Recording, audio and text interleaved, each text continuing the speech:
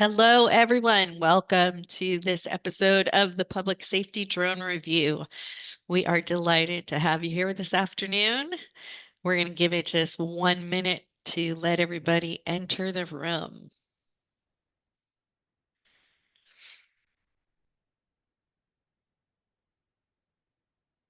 While we're waiting, we now have over 1,200 people, right, registered for the webinar every month. So we are so thrilled that this has been growing. We're really happy about that. Thank you all for being here. We really appreciate your participation.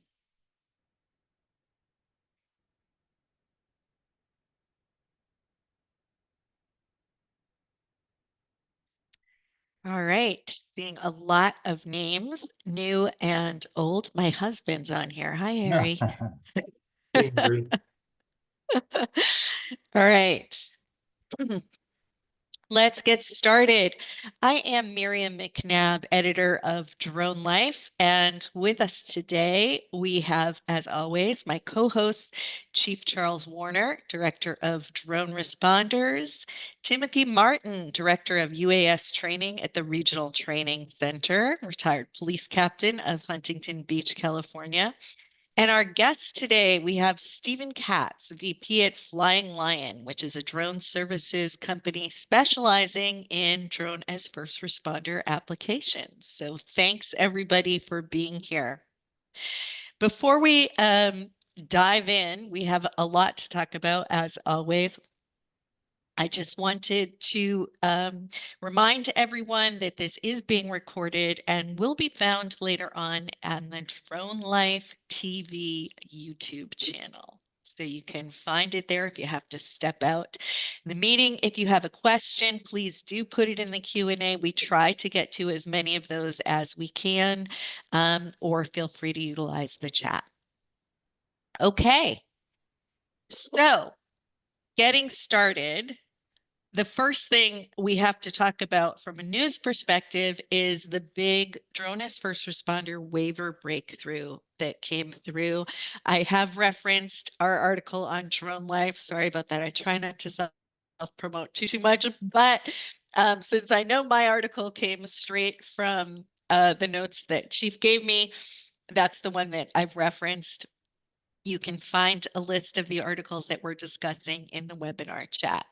So I'm going to pass this right over to Chief Warner to start off the conversation. What's the big breakthrough? You're on mute. Yeah, I'm sitting here reading my text. I just got a message from the FAA saying everything on this is on hold. There's been some confusion, and we're looking into the matter. Oh dear. So that's my You should first. have paused your texts until through the webinar. Well, and that's my first April Fool's joke for today since it's April Oh, 1st. honest to goodness. That was honestly not funny. I can see everybody in the back, everybody watching going, All right, nicely done. You got so me. here we go. Was it convincing? Very convincing. I used to do April Fool's jokes on Drone Life until I got the call from the lawyers of Mars Candy Company. The FAA had been after them for our April Fool's story about them dropping Skittles on school playgrounds. So here we go. Now, you should Number have one. included John Meehan in that. You should have conspired with him to drag that on a little bit longer. And I think you would have got absolutely everybody. Well, I would have, however, we have so much to talk about that I didn't want to get too long-winded on this. So thanks everybody for bearing with me. Happy April Fool's Day. And I just thought about that. Come on, I wasn't prepared to do that. I will tell you that this new certificate of waiver is a total change from what we've done in the past for DFR waivers. So in the past, you would send in first your 91.113, reference to your BVLOS, what you want to do. And then you would go through the whole process, which up until now has with the big delay is in technology. When we were trying to get to getting a human visual observer off a roof for DFR, that was where we snagged. We got into the technology being reviewed by the FAA. They were trying to look through. Now, in all honesty, they were trying to do the right thing to make sure that people were getting technology that would work. But they didn't have the they didn't have the resources to really get into doing that. So they've now changed to say, we're not going to be reviewing all the technology. We're going to have you do 3 forms, basically. There may be 4. If you've never done a COA before, you'll have to do 7711-2 form. Still working on that one to get that one killed, but that's what you got to do is first. Then you have to submit your public safety organization letter, which says that you are a public safety organization functionally until how. The other part is, if you haven't done this before, you also have to do the public declaration letter that says you are part of a public a political subdivision of like a city, town, county, tribal organization, territorial, etc. That's part of it. I did hear that you could put them both in the same letter. So you have your declaration that you are a public entity and then you're a public safety organization. That's still working out, so we'll see how that plays out because there's still a little confusion on that part. And then you will have a questionnaire, which basically asks you, how do you operate? This is how you go through a checklist and give the information. That's what they use for your CONOPS. So you don't need to send these lengthy CONOPS anymore. And then if you want to use technology above 200 feet in your area, 200 to 400 or whatever the ceiling might be, you have to go through and submit the DAA, which is detect and avoid CMD, I don't know what that stands for, document, which tells about the technology and what it does. And there's questions that you have to answer. The agency is probably going to need some help from the industry provider of that, the company providing that technology. What this means is that for 200 feet and below, or 50 feet above the highest obstacle, you can apply for a DFR waiver with no visual human observer with ADSB-N only, which means that you have to have a receiver which tells you what technology is in the area that you're flying. If you want to fly over 200 feet, then you have to look into the detect and avoid technology to add to that. In addition, this being able to fly 200 feet and below is good for any airspace. However, if you're in controlled airspace, you're still limited by the facility map grids. So that's a change, because before we had to go through one approval and then through a second approval. And what's happened is ATO has graciously said, we're going to let you do the same things you're doing in the other airspace as long as you follow the facility map grids that say, to make sure you're not flying in areas like approaches or takeoffs areas. The other thing that's gone with that is that some departments have gotten tailored airspace, but we talked to Tim Morrell. He's going to be working hard and communicating with the airports to ask them to revise their facility map grids and not be as conservative as they have been. And unless it really affects the approach or the takeoff of the airport, to start making some changes, because they went very conservative. In some places, the entire city has 0 grids. If, however, you're you're a public safety agency and you've tried to get in this and you don't have what you feel are reasonable, you can contact the SOSC and they will, or contact Kerry Fleming, and he will try to have a conversation with that airport to see if they can open that up for you. A couple things that are different when you apply for this certificate of waiver, and it's a COW instead of a COA because it's being offered by Flight Standards, and Flight Standards does waivers. They don't do authorizations. And the authorization that's included in this, which is, as John Meehan's told me, you could actually say it's a waiver and an authorization, because ATO combines that authorization for the airspace in the same way. What also is unique about this is it provides a 4-year waiver. Right now, we've had 2 years, and some of these first technologies out of the box, like Campbell, California, ended up being 1 year. So now it's 4 years. The other thing that comes out of this is no more NOTAMs. There's no reporting NOTAMs when you're doing your DFR flights, which is very important. Now, for some people who say, how do I get that? How do I do it? If you want these other benefits, you'll have to resubmit for this new certificate of waiver. Now, interestingly enough, there's an email that you send these forms to, and it could be, let's see, it could be 1, 2, 3, 4, 5, it could be 5 forms total, 7711-2, your public declaration letter, your public safety organization letter, your questionnaire for your CONOPS, and your DAA technology form. But you send all of those to this one email, and they will review it, and they'll either have questions or they'll approve it. And the best part is no more caps. You don't go into the COA application process anymore. You don't use drone zone. Now, however, There is still that DFR Part 107 waiver out there that you might apply for, but I'm hearing that may be boxed into this. The other caveat, and the last thing I'll talk about on this, and if people have questions they can ask, is well, where was I going? Let's see, waivers. You still have a 30-month a monthly reporting, but the reporting is much simpler than it was before. There was one other point, and I have totally lost that other point. Okay, so I did a poor job of introducing this. So I want to go back just because we have more than 100 people on right now. Thank you all very, very much for coming. But I want to specify because we are using a lot of three-letter acronyms. What we're talking about here is the waiver process to go BVLOS flight for drone as first responder without a visual observer on the roof, correct? So this is a huge breakthrough because it is shortening the time, lessening the paperwork dramatically. And the other thing, the other piece that I now remember is that this is also being done for all the other COAs.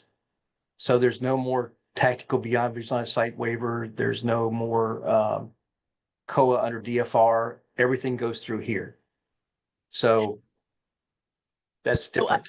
I know because you have mentioned this to me before, but we have a question that just came in that says, do you have an estimate on the scope of the impact that this updated process will have on DFR operations going forward? Number of agencies that will be able to access this, et cetera.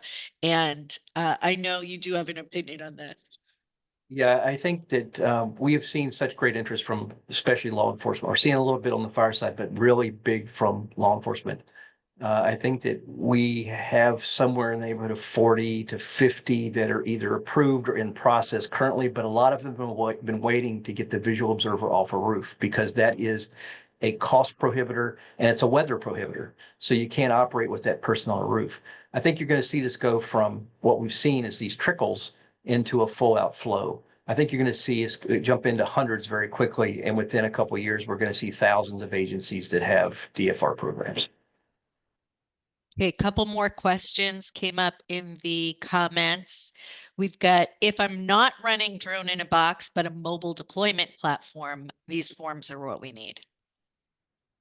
I'm not sure. It depends on the operation of what you're doing. If you're doing BVLOS, that's the question of if you're doing BVLOS, what are you trying to waive? And I can't answer that question without more information. Okay. And are we good to start these immediately, or is there a date when this will be enacted? It's being done as we see fit. I think did your article have the FAA email in it as well? Yes. Yeah, so the FAA email is where you send it and where all the forms there as well, or do we have to do something to put those out there? You have to do something to put those forms out there. I think I just did the email. I'm not sure I linked the form specifically. I did tell people to go to drone responders for the forms links. Charles, there's a question about flight over people with this, and I read through the checklist, the initials that you do for your ConOps, and the question is, what will this do for DFR approval? Parachutes, anti-collision lights are required for COAs currently. Is it going to be similar to that? I remember that there's like 4 or 5 boxes that address flight over people. It's Yeah, different so 107 in COA, so clarify. yeah, Part 107 does require parachute and anti-collision lights. I don't think the current certificate of waiver does. But I think just to be safe, you should be thinking about that in the future because I think that's where the FAA is headed. Because if you look at what's happening in Europe and everywhere else, they're starting to put that requirement on the aircraft. Yeah, I think it says something about prop guards also. Yeah, if depending on the size of aircraft, certified aircraft. under the size, it's a prop guards, and if it's over the size, it's got to be a parachute. Yeah. Still great stuff. But Amazing. also under just to clarify, Part 107 still requires Part 107 things, which includes to fly over people a parachute. One of the big advantages of getting a COA, Part 91 COA, is that for an emergency, you can legally fly over people without a parachute. So that's the kind of, do I go For now. 107 versus one? And there's other things, but just as relates Yeah. to parachutes For now. for now. We have a question about what's an agency? Is it only public safety or is it also NGOs? It has to be a political subdivision or that you're under some kind of service contract or agreement with the locality, the town, the city, the county, tribal, territorial, in order to be, you have to be eligible to be a public aircraft operation for this particular thing. Now, the Part 107 DFR doesn't require you to be a public safety, a political subdivision. So there's some offsites here. Like there's a public safety obstructed shielding waiver that is similar to the tactical waiver that allows you to fly for a mile beyond visual line of sight, which is open to agencies that are not eligible for public aircraft operations. So there are some nuances that can make a difference of which way you want to go. Okay. Lots and lots of questions and comments about this. Where can people find more information? Well, I've been a little bit hesitant to put things up on the Drone Responders blog currently, just because there's still some adjustments that are being made, but I should have something up by tomorrow in our blog about that and where you can get the documents. Okay. Or you can send an email to the email in your story on Drone Life. See if I can find that out. If you have that, or I've got it. Talk to me. It's in the chat where we put the list of stories. There is a link to the story on Drone Life, or if you look on Drone Life, it's currently the feature article on the site, so it's right Yeah. front and center. So the email address is in there. If you have questions, send it to them. Yeah. So, gentlemen, impact. Well, before you ask them this, I will tell you that I have now had over 12,000 impressions of this notice that went out on LinkedIn. I think LinkedIn might even have the forum links. Okay. Tim, Stephen, you The, agree? the It's big. impact, I mean, we provide COA services to agencies, right? And we do it because they have to write this long con ops, and the idea of an agency doing that, let them be experts in public safety. It was not a main purpose of our existence, but it ended up being, it's a service offering. The good news is, one, it will streamline the process significantly, which is great news. Two, some agencies may decide to do this themselves. It's going to be an easier process, which is good news for law enforcement and public safety overall. And the biggest thing, the biggest impact, and kudos to Chief Warner on this, because I'm on the DFR working group that's been one voice on this. So kudos to Chief taking it to the FAA, is that the biggest impact is it's going to be faster. And the speed of this is going to have significant impact, easier and faster. It lets more agencies with all the great technologies coming out be in this space.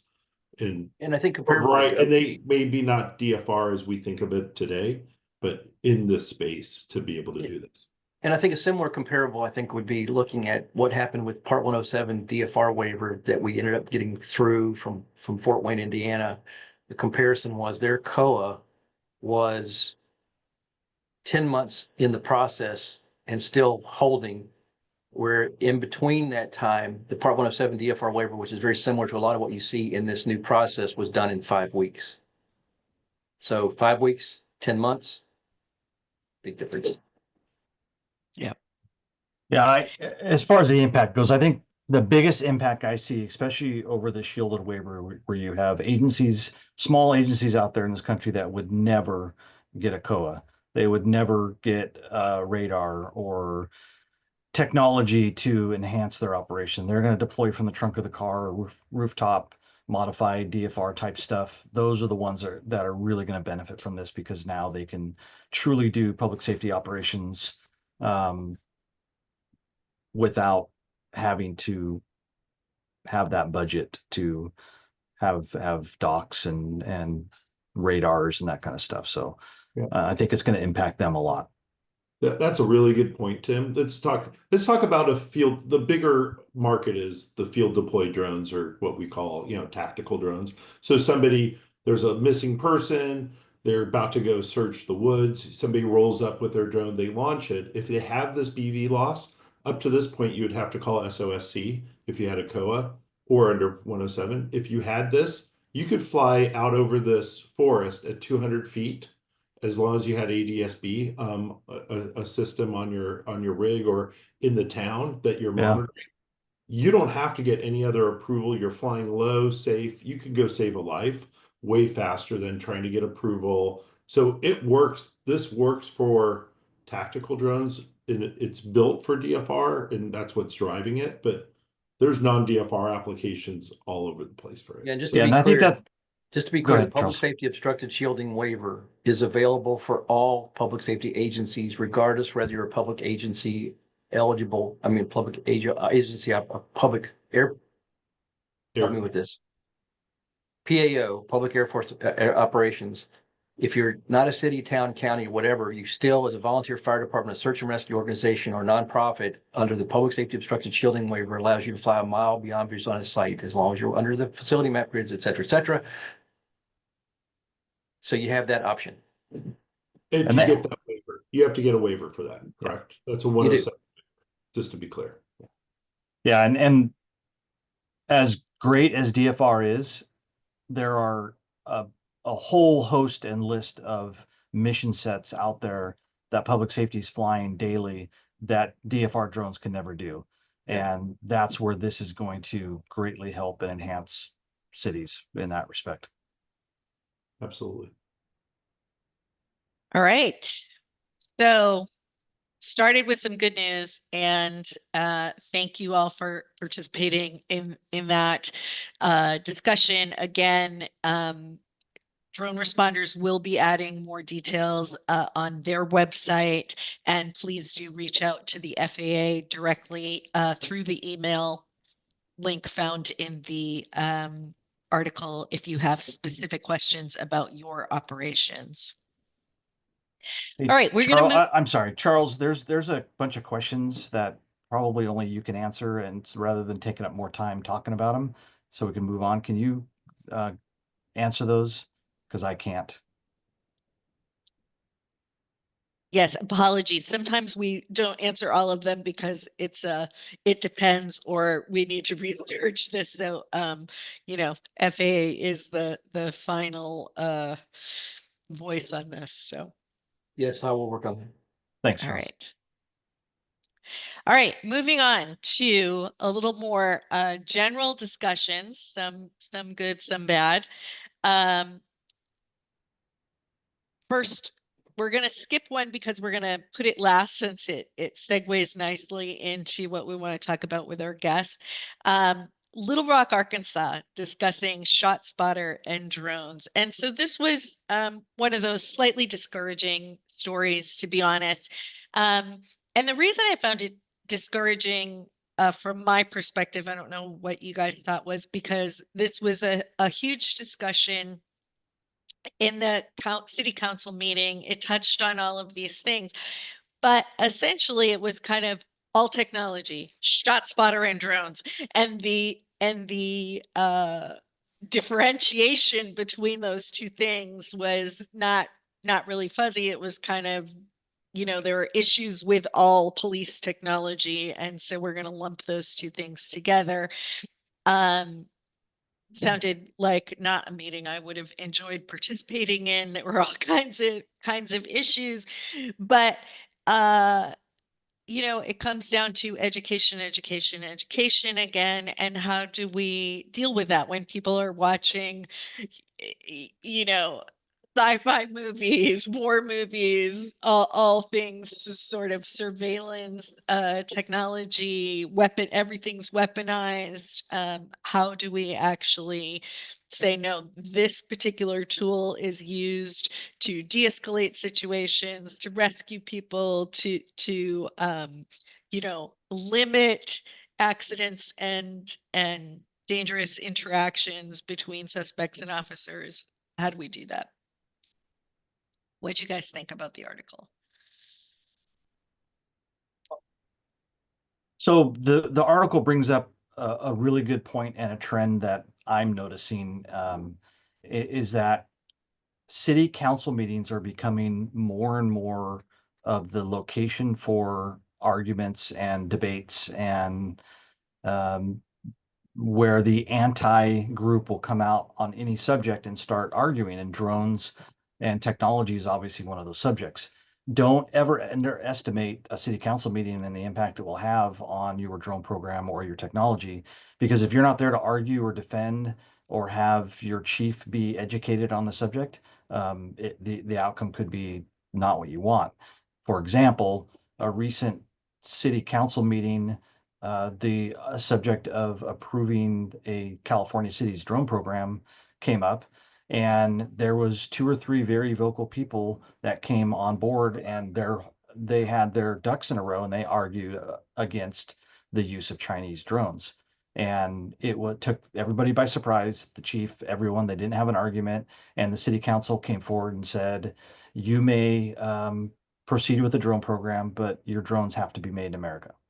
And that was their final decision. So things like this, these city council meetings are becoming a springboard for activism. And if you're not ready for it, that could be the outcome. And I think what I was listening to one session at the recent National Public Safety UAS conference in Busch Gardens. By the way, that was a great conference. A good time was had by all, and also just a lot of great information. However, in one session that I was listening to, they were talking about police agency was talking about how they got their DFR program supported and funded, and they were very proactive about that. They sort of located themselves right next to the city council, and they sort of went in and explained everything in advance of it being a discussion. So I think that's an approach, right? Yeah, Miriam, Mike can speak to it. It was actually Montgomery County, Maryland, I think might have been the one that you were referring to. So they did a very good job, and serves two purposes. They're talking DFR, but this could have been a drone program. They had public outreach, and so they had town hall meetings in 3 or 4 different districts. It served two purposes: one, to educate the public, and two, it educated the city council person for those districts, which was really interesting. So when they got to the city council, both the committee level and then a ultimate council level, even though there were council members that were concerned about it, they already had those conversations with him or her. And you don't ask a question unless you know the answer, right? That's my belief when you walk in front of city council. But Montgomery County did a great job, and I have a link to that Facebook if anybody wants it. It's a recorded public forum. But the captain was so scared because he didn't know what the public would ask, and he was standing up there, and it was both positive and negative. But what it did for city council, it has got city council educated at the same time.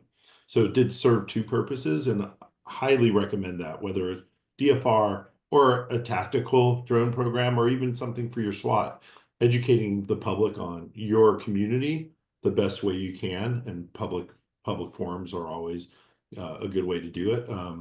Community meetings, and this wasn't a community neighborhood watch. This was a district town halls. So these were a couple hundred people each.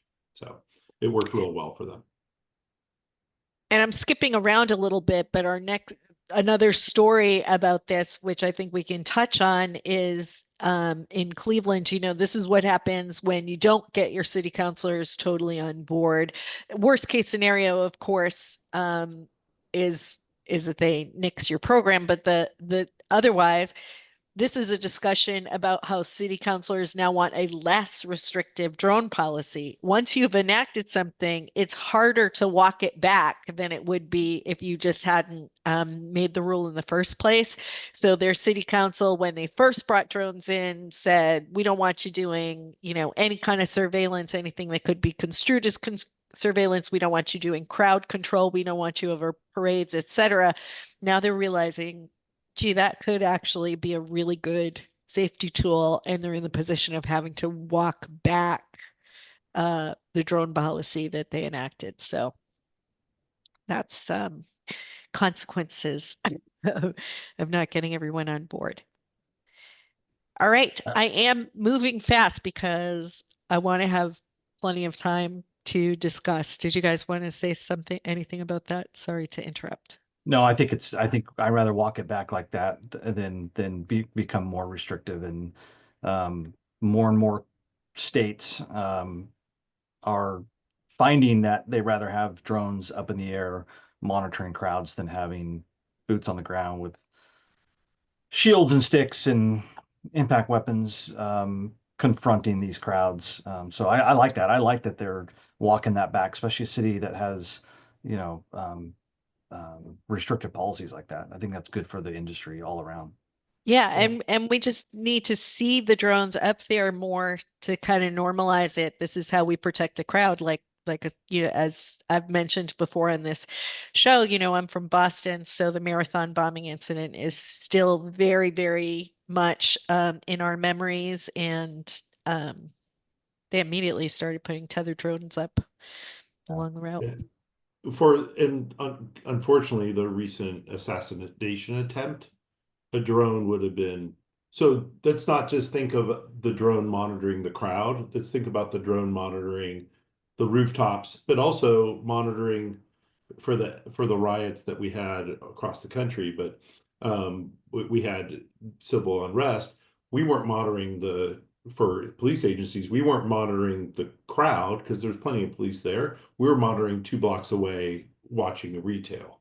So think of if you have agencies that are on, a lot of agencies are on here, that think about watching rooftops, watching 2 streets over. You could still protect a crowd or still serve a purpose without, watching the Right, protest, or monitoring escape routes, potential, you know, which is entrance and really exit cool. points. Yeah. So, Or hey, we didn't have, there's no truck there anymore protecting a street where somebody could drive into a crowd, like right. New Orleans or something. You could be monitoring events real well with the drone. Okay. I'm going to skip over two of them, but I'll just mention them here and then we'll get on to our last story and into because I had this fascinating conversation with Stephen at the conference on Flytown, which is what we're going to talk about. So I don't want to spend too much time here. In Brazil and in Latvia, they are now granting police counter drone authority. So police are able to ground drones. So that is a significant step forward. And my hope is because we have been sort of arguing for some level of counter drone authority in the state, local, territorial, tribal police here, that you know, it might be a situation where some of the data gets gathered, some of the experiences shared, and that could contribute um, positively. So it is something. All right. And then we're going to move on to Palm Springs, where Palm Springs, the police department has expanded with a matrix space radar network. So I'm going to pass this over to you guys. I know, you know, Stephen, you mentioned you are familiar with the matrix space. That's going to segue into what you're talking about. So what this is allowing, they're putting up radar to allow BVLOS flight, correct? How does this work? Yeah, I can talk briefly about it. Matrix Space, a partner of ours. So this is hugely significant for a couple reasons. One, there's a couple technology things that they had to work out, but think of 10 nodes around Palm Springs. It's 37 square miles. And this is the first time full coverage with a technology platform like this, for beyond line of sight flight has been established. So mostly they're usually smaller municipalities. They're claiming, and I believe them, this is the first time a whole city area is being done. Matrix Space is a radar technology, so it can do flights in bad weather they're asking for, and the beyond line of sight waiver up to 400 feet is pending. But it's also Class C airspace. So how that works too. So that's the big picture, is why is this significant, is whole city using radar beyond line of sight up to 400 feet. So that's And the their radar is smaller. summary. Is that correct? Radar is very small and light. The units are small and light. The competitors would be optical or something acoustic. So there's other technologies out there to be vendor agnostic on it. So this is one solution of it, but it's significant and it's funny timing with it hit this morning. So this is good time. And I think Campbell, California was the first to implement that technology for the DAA to have. So detect and avoid, DAA, detect and avoid Campbell, but they didn't do it on their whole city, it sounds like. I think that's the difference here. So, and the radar sees whatever range it might be, 1 to 2 miles. So you need multiple nodes to either create a ring around the city, and that means any aircraft usually doesn't come in and come straight down. It doesn't make sense. So they kind of create a donut. They have different technologies and work with the technology company, but Matrix Space has been one of the leaders in this space. Competitor would be Echodyne in this space. So one of the things I thought was interesting about this story, or might be useful to our audience, is if you could all discuss too how this fits into the concept of when you decide to develop your drone program to do BVLOS flight, to do drone as first responder or DFR 2.0 or whatever it is that how you're trying to evolve your drone program.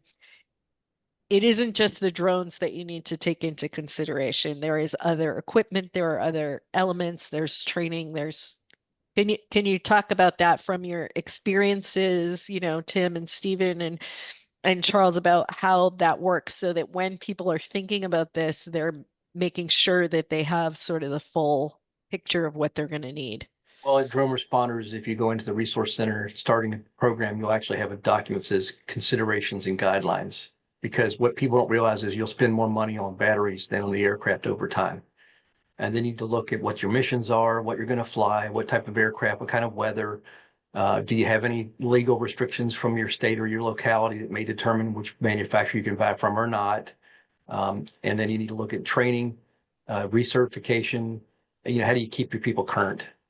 Because it's not a matter of just flying. I mean, the sad thing is we've heard lots of people just have Part 107 and that's it. And they don't do any practical experience. And that really opens yourself up from safety perspective and liability. So go there, get that. It's free. Droneresponders.org. Yeah, Tim, you want to go? I can. No, go ahead. Go ahead, Steve. More. No, we can tag team it. So other things are considerations like how are you going to, even a tactical program, non-DFR, are the batteries always charged? Who's responsible for updating, right? We know of an agency that had a helicopter and replaced it with 20 drones. Financially, that made sense for that municipality. But when we were talking to them, we said, besides helping them with the COA, we said, you know what, you need a person to do this. Whether it's a dedicated a civilian, it could be, usually it's somebody that's enthusiast on their SWAT team or canine team, but then that takes his or her time away, right? And it's an outsource. We ended up serving this role, but that's the point is when you grab that box, is everything updated and current and battery charged? And that's a big oversight for agencies. So I'm bringing it up because it's just a huge hole usually. Kind of like community education. This is another huge hole is grab the case and everything needs to be working.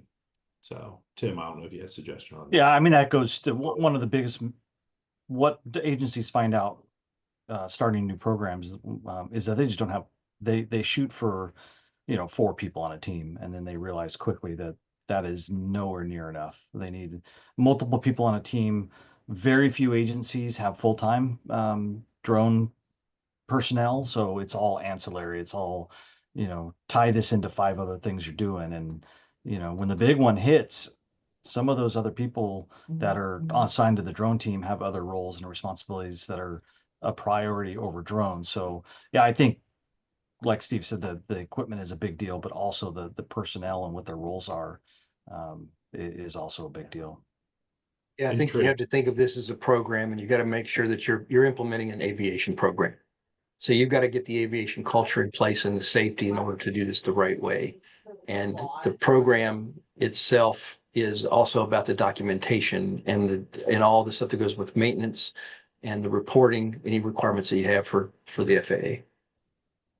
Charles, can you clarify? There's a lot of questions that I'm kind of putting together and just a minute answer if you don't, because I don't want to take too much time. But can you clarify that the new CAL process, certificate of waiver, it's not just for DFR rooftop deployments, right? It would include the agencies that are deploying from a box under the below 200 feet rule. Yes. Is that correct? It's basically just any of the COAs that you tried to do before. FRB loss, Okay. Your tactic waiver, all the COAs now are going to be done through this process. Okay. All right. I want to clarify that. All right, so we're going to move on to Flytown because I want to make sure we get to talk about this.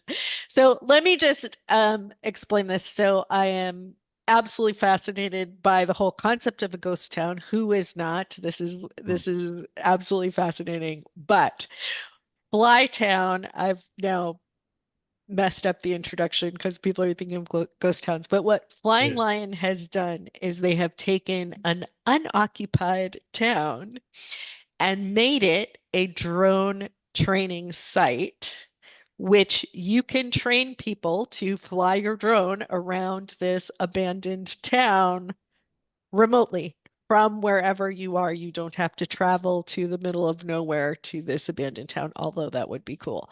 So it's actually no visits to the town yeah. I mean, there's agencies that have asked for it for SWAT and things, but because it would be so cool. it's 100% remote. Okay. So start us off. How are you doing it? How does it work? Where's the place? What's it like? I'll share a screen just to have a little bit of context as we talk, and we can bounce off questions, everyone. So we're really excited about Flytown. We see Flytown as a place to train, test, and collaborate. We announced it 2 weeks ago. I mean, this is brand new. We've been working with partners. I'm going to show a partner list in a second. Can you see my screen? Yes. Great.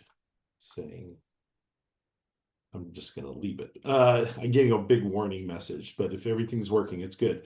We've been working with partners for about 6 months out there.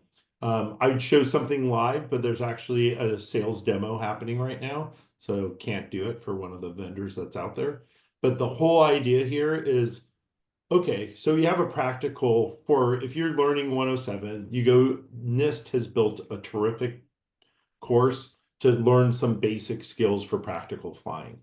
For DFR, which is remote flying, there's nothing like that exists. And most up to this point, we provided training for remote operators or teleoperators, the people remotely flying from a real-time crime center or basement of a police department in most cases. We've been doing test flights and flying or using real-world flights to learn.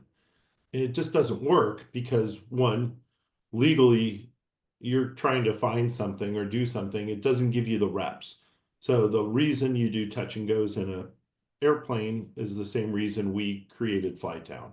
Lots of reps, learn the controls, learn different tactics and techniques, specializing in DFR initially. Since then, so this is what it looks like, and let me answer your questions. It's in the middle of the California desert. This Palm Springs is over here on the left, and Blythe or Arizona is on the right. This is Joshua Tree, the green here. And that little thing cut out was an iron ore mine for Kaiser Steel. And in the 1940s to 1980s, they had at peak 400 homes there and 4,000 people living there. The main town's about 320 acres. They shut down because of economy. They stopped making steel in California. It was being made in Fontana. They stopped that because of economics. Obviously, if there's no steel mill, there's no reason to have iron ore. And so they started shutting down the mine. It's now just a gravel mine. A local company bought it, but it's taken us about 2.5 years to get to, and my partner, Barry Brennan, who is a desert rat, runs around the desert, heard about this place, and it took us 2 years to do it. Became a low risk prison. It's Class G airspace, but the cool thing is it looks like this. So what it is it's houses from the 40s to 80s, right? That are in a variety of different dilapidations that we've set up some training scenarios, and I can talk about those, but that's where it is, and this is what it is. So it's not a ghost town as in the Wild Wild West and Wild Earp, right? It's a town that had just a company town. But Cool do you side. have zombies? No, I have not seen. I've been at night alone at the prison shutting stuff down, and I saw no ghosts. So, but it's very, very freaky being out here. There are a few people that live out here for the mine, so it's not like it's uninhabited, but you're an hour and a half away from Palm Springs. That's 3.5 hours from LAX in Los Angeles. So it's the middle of nowhere. Kaiser, because they had all these people out here, Kaiser Permanente, the healthcare system, if some people know about it because they're in cities or regions, states that had Kaiser operations, started here because they needed a healthcare system for the 4,000 people. So, little tidbit. It's kind of cool. So, what's out? We see this as a place for people to train.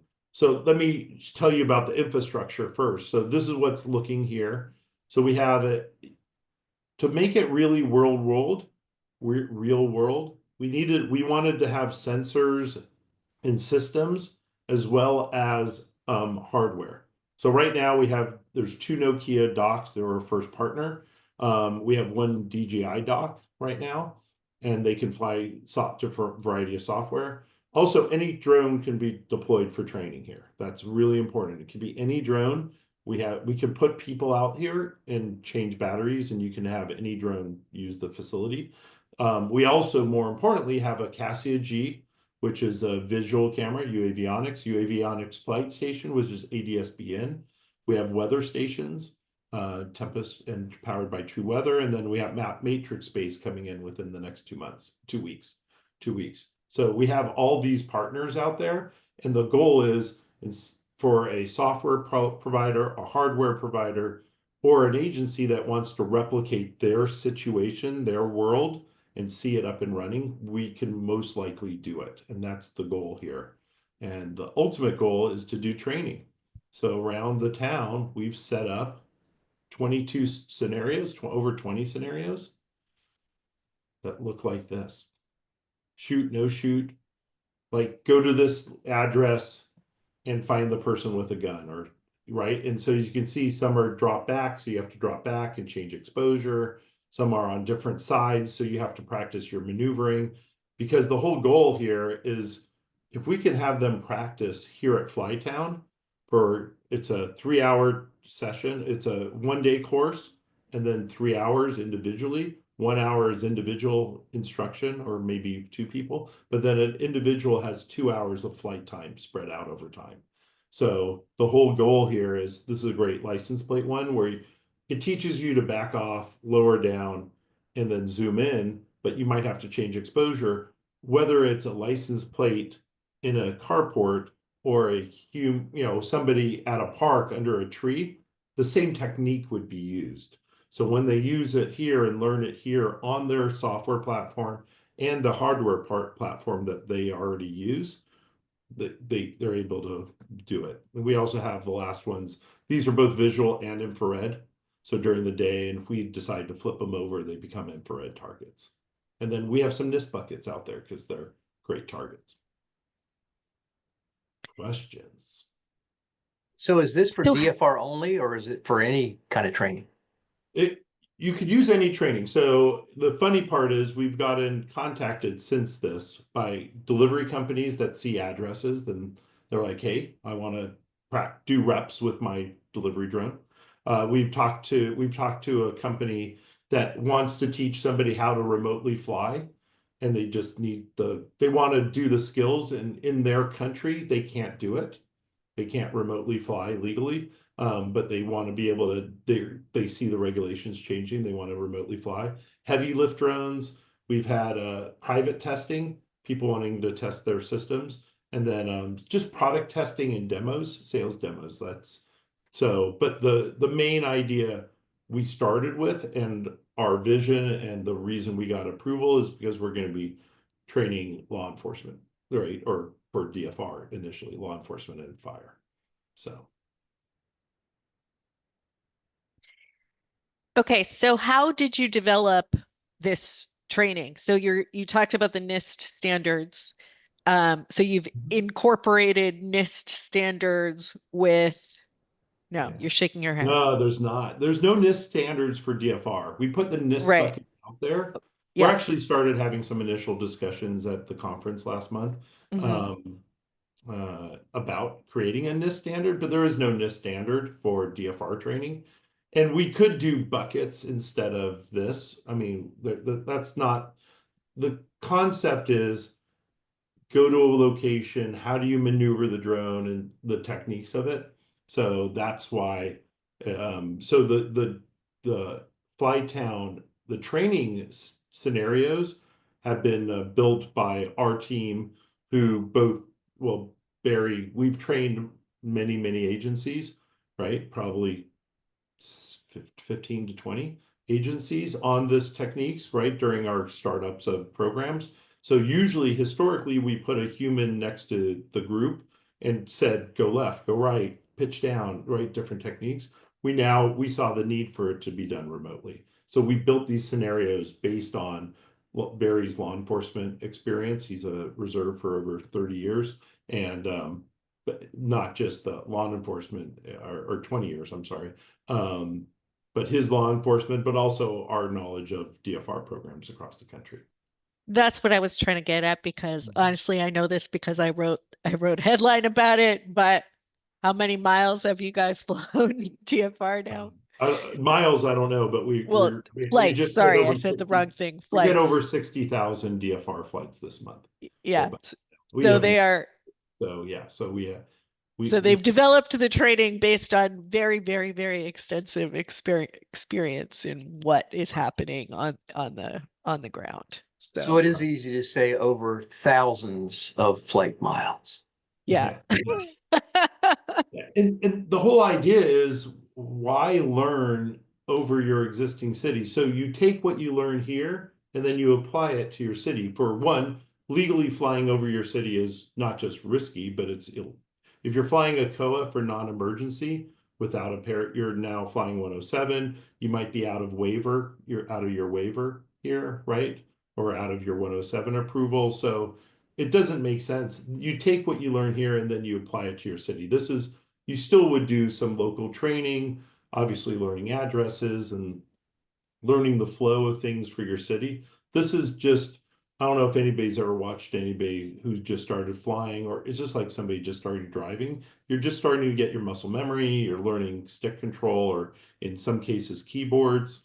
It's it's not like they're not experienced pilots usually, as and typically this is a police officer. It's teaching them how to fly the software and practicing over someplace that has zero ground risk. There's Have you get absolutely no ground risk here. have you guys run into heat issues out there? Is there a time of year that you're not flying? Anything like that? That's a great question. So the heat issue definitely happened last summer. We were started last August or July. It was 120 degrees. It was so hot. I turned my body. I was standing up. There's old bunks at were based in the prison, and we're so it's a good table. And I literally just turned, and I got dizzy, and I was like, oh my goodness, like not lifting up your head. It was so hot. So over 125 inside the barrack. So it's a great way to test the boxes also. So it gave a great test for the boxes and what we had to do. So for example, the Dock 2, I'm not going to talk anything proprietary for Nokia, but for the Dock 2, we actually elevated it and added a fan to it. So we learned a technique to how to keep it cool, for example. So it's also remote. It's remote, so cellular is challenging out here. So it gives a lot of challenges. We have Starlink. There's a little bit of cellular. So it lets people run real world scenarios is the point, right? So some of the questions that came in, is this open to just public safety? Can anybody apply? And how would they go about taking the class? Price, Just if you reach can. out. So we would have a different type of flight class. So this could be for security, for example. So this town has it's a private city. It's private land. So it's fenced off. So we could do a good example, Tim. That's a great question. Is we would build something for like a security scenario for somebody, or so not open for public safety. We thought about it was only at public safety. That's our intent, and then we've gotten these remote other questions and other people thinking about using it. I've had lots Because of so people. many I've had lots of people possibilities. asking from a corrections facility standpoint of teaching us to be able to. They're really starting to look at this DFR program now since it's changed, of being able to do these autonomous flights and set up on specific periods of time and fly. So I could see this being something advantageous, similar. It's funny. One of the customers or prospects, I'll say, that said, "Hey, we can set up the software to automatically take off at an increment in time and do a patrol." They didn't realize this was a private industry, that they still needed a 107 pilot to watch it, right? So this is not a COA. You still need a human pilot. So training remote people to do that, whether it's part of their security force, in this case, it was part of more of the operations team, but they didn't think about that. So it's an interesting. So did I answer that question, Tim? So the Yep. answer is No, that's great. absolutely yes. It's remotely, and again, we could drop any drone if we have people out there twice a week, but we're trying to get it to be completely autonomous. So again, we've had a lot of questions, cost, availability, how can I do this? This looks amazing. So email address or where people should. FlyingLionInc.com. You can send something through, contact us there. My email is sk, Stephen Katz, sk@FlyingLionInc.com. I don't know if I have it on my presentation. I don't think I do. For law enforcement, it's a 2-day course that we kind of group for either your team or for a area team. We're thinking the first day is face-to-face, so region, and then the 3-hour personal time is scheduled over the next time period based on drones. If we're using a drone in a box, how fast will it charge? Or if we're having somebody swapping batteries for you, say it's a drone that we don't have a box from a software vendor, we would accommodate that. So the goal is not to just to remotely fly, it's to remotely fly with what you want. We had one person ask about evaluations of software. We could do that, but it's not something that, we definitely could do it. We'd rather have what you're doing and use this as a training facility. Other question? I'm not watching the questions, so. That's okay. We I'll got play it. a video as we're talking questions. Please, we have only a couple of minutes left here. 2 minutes left, but let's take a look at the video because Go there's a ahead. lot of Let's comment. ask a Nope, question. there's comments coming in just saying Ask the how cool questions. this is, and it Any is. other questions? I'll start it. The video doesn't have any sound or anything, so it's just I'm still thinking that this is great to set up to have zombies, and you have the zombie competition contest of identifying the location of the most zombies and or taking them out. I'm just saying. I don't know if zombies would show infrared. That's the question. It'll be really interesting to see if we. I don't know. Tim, have you run into zombies in infrared? No. One thing in training related, one of the challenges of training is tracking subjects and tracking vehicles and how to best set it up. Do you guys have that ability to do that type of training? Not yet. We're just now for the last months, we've been just getting the infrastructure in place. One of the things we've talked to is how do we set up maybe one of those little so we have license plates around the town that have to be positioned, but you're 100% correct. This is a Nokia drone, one of our first partners that were out there, but this just shows the town. Again, it's a quick little video. I'll replay it. Is to have some type of autonomous car or one of those little delivery carts. Like somebody has a partnership that needs to do that anyways. We'd love to put a license plate on it and run it when somebody's doing training. So we thought about it, Tim, but we don't have anything moving yet today. It's a great. Anybody have an idea? Please send sk@flyinglionInc.com an idea, because that would be a great It would be a great idea. I'm just going to replay it again. So just shows the town a little bit from the prison. That's what we're doing. Other questions? All right, we are out of time. Thank you for letting me show that, because we don't know where this will go, but we're excited about all the people's ideas of this. So, and partnerships that it might bring in. As you can see, the active mind in the background. So thank you so much for the platform to get the word out. So very cool. Clearly, everyone here thinks that it is either a lot of fun in terms of the zombie apocalypse training that or a great idea. So great feedback from the field. Thank you so much, everybody, for being here. Really appreciate it. We have had over 100 people with us for just about the entire show, and really appreciate that. Thank you very much to our guest, Stephen Katz. Stephen, when this ends, it's going to disappear quickly. So thank you so much for being here. We really appreciate it, and looking forward to seeing you all next month. Thanks again. Yeah, one quick note, the FAA webinars usually held this month will not be held this month due to everything that's going on at the federal level. So more to come. All right. Thanks, Stephen. So much. Hey, thank you. Great talking with you guys. Thank you so much. Thanks everybody for being here. Right. Take Bye-bye. care.